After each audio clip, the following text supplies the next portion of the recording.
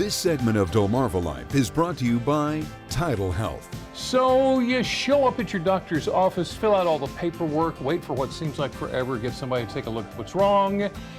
And if you're anything like me, by the time you're back in the car on the way home, you've thought of a handful of questions that you really wanted to ask while you were there. Well, sometimes it's not the pressing medical issues we want the answers to, but some of those basic everyday curiosities, which is why we love when we can bring in Dr. Chris Snyder, Chief Quality Officer and hospitalist with Tidal Health, aka Dr. Taboo. Taboo or taboo? Taboo. Dr. Taboo.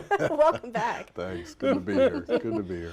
Okay, so we're doing another Ask the Doc. So we're going to kick it off with something simple. Let me make sure that I get the question here right. Laundry beads. Mm-hmm. Can laundry beads cause you to have allergic reactions on your skin? I don't know exactly what the contents of that is, but anything chemical locally, especially in a high concentration for a long period of time, can burn the skin, create an allergy, and cause even systemic allergies. Oh, yeah. Wow. All right, so we've got some big championship football coming up. Heck What kind yeah. of physiological things can you go through during that game? Personally? Yes, My team lost last week in the Bucks, but anyways, it is what it is. So, but moving forward, so anxiety, and usually there's a fair amount of eating and drinking during these processes.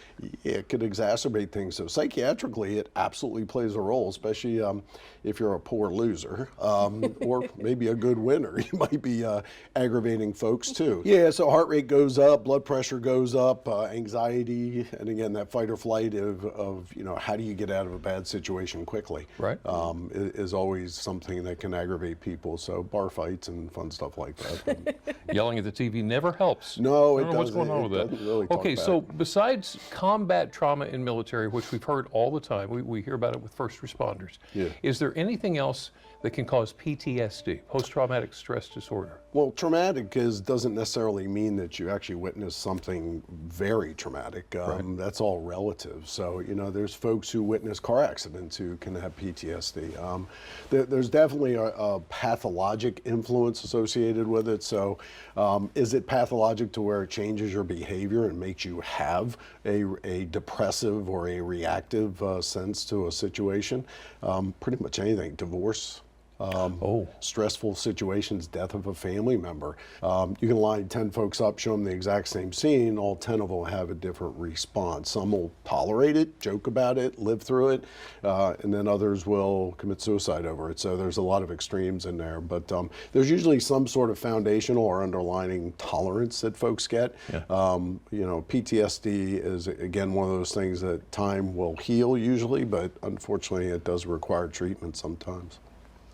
Okay, so a lot of people like to use melatonin to help them get to sleep. Yeah. Does that kind of mess up your natural rhythms, or does it work with it? There is a placebo effect that occurs with that, which is kind of interesting. So you give somebody sugar and you give somebody melatonin and tell them they're going to sleep better, and they don't know which one they got. It's called a blinded study. You'll probably find that some folks sleep well with either, just the suggestion of, yes, this will help you. So there is a placebo effect that occurs there. But I do believe that melatonin does have an impact. I think some folks it impacts others, just like Tylenol will help some people more than others. So it is a chemical. If you have problems sleeping, talking to your provider about that I think is really important. When we're outside, make sure I read their question correctly, because it's your question, I want to do it correctly. When we spend time outdoors in the cold, how do we know when to head inside?